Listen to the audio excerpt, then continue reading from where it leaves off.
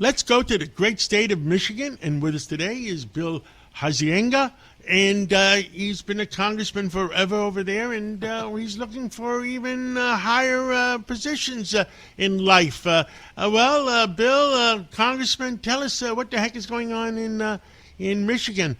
Car sales good. Actually, they've been doing all right. Obviously a few headwinds when we're dealing with cost of living and the things that have been going on with energy, especially, certainly makes everything in the economy more challenging. Which is frankly one of the reasons why I'm applauding the administration for their dedication to making sure that we've got American-produced energy.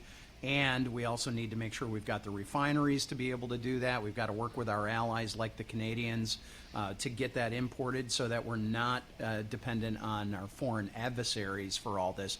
But Straits of Hormuz has to get opened up. We can do things like give year-round E15 and some of those other things that'll grant some relief. But honestly, John, I think we need to look at a national gas tax holiday. It's 18.5 cents at the federal level. In Michigan, we're one of the highest gas tax states. It's 52.5 cents. So that'd be over 70 cents of automatic relief, and it can be temporary. But we've got to get through this, and we've got to work with our Arab allies to make sure that Straits is open and free-flowing. Well, I mean, WTI, and it's been a big controversy, WTI, which is the American crude oil, and Brent, which is European, there's no shortages in North America, and everybody's scratching their head about it.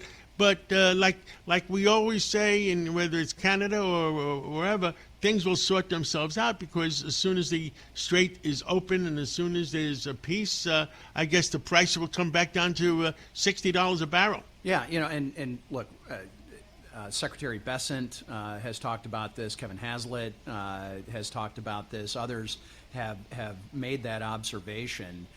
This is a world economy. The U.S. depends on basically 8% of its energy to come through the Straits of Hormuz. You look at a Japan or Korea, not to mention China, they are far more dependent than we are. We've got ample domestic production. In fact, it was during the first Trump administration that we became a net exporter of energy.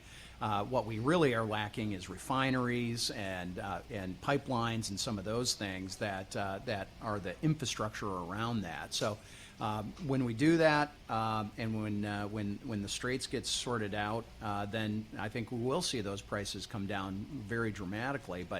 And at that point, once the oil comes back down and energy comes back down, gasoline comes back down, I guess interest rates, we got a new Fed chairman that hopefully is a lot fairer than the old Fed chairman was, and the interest rates will come down too. Yeah, I think the last Fed chair just was behind and late on the front end and late on the back end, and I don't think we're going to see that with Kevin Warsh.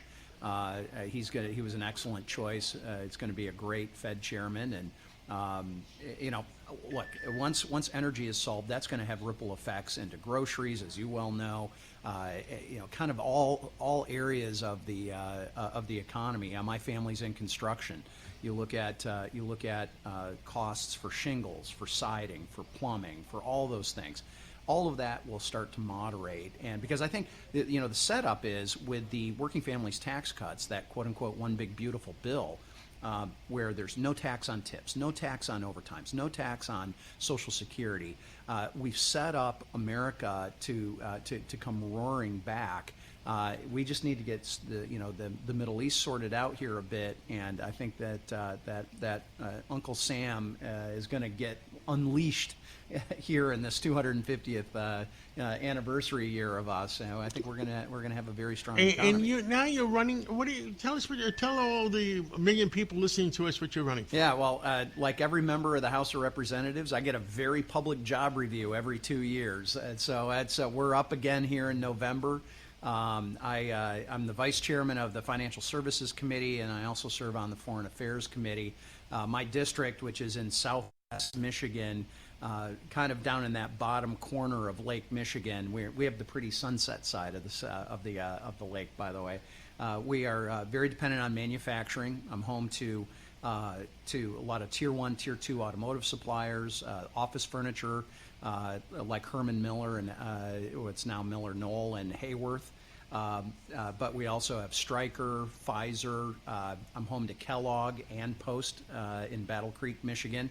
We have a tremendous number of specialty crops, blueberries, cherries, apples, those kinds of things.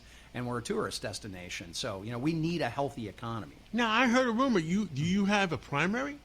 I do. I do have a primary. Last time I had a primary from the right. This time I have a primary from the left. To me, it sounds like I'm doing the job the right way. I'm landing right where I need to be. But I've been a big supporter of the president and the agenda that we have. He's been supportive of me, and we're just trying to go ahead and make sure that the fine people in the 4th District are being represented well. Judge Weinberg is sitting here with us. Judge, do you have a question for the congressman? Congressman, you sit on Foreign Affairs Committee. What's your biggest concern about the international threats to America? Well, honestly, I think it is a nuclear Iran. That is first and foremost would have so many ripple effects in the Middle East, and as we're seeing just now with the Straits of Hormuz, the choke point that area represents in the world economy can't be underplayed. It can't be underdescribed. It's very, very significant. I think secondarily to that, and maybe a very close second, is China, and where China has been going with AI and technology. I do a lot of work with the Bureau of Industry and Security, BIS, out of the Commerce Department, and it's kind of interesting. I have both halves. My Financial Services Committee that does a lot on sanctions and licensing, CFIUS reviews, that kind of thing, and then our Foreign Affairs Committee does a lot of the enforcement side of that. At one point, I had to tell the last Secretary of State under Joe Biden. I said, you got a problem here, because you come into the Foreign Affairs Committee and kind of say, don't worry about your pretty little head about. Don't worry about all these sanctions, these confusing sanctions that are out there. Treasury's got it all taken care of, and it's like, well, here's the problem. I wrote some of those sanction bills, so I know what you're supposed to be doing, and you're not doing it. Trump administration is doing it.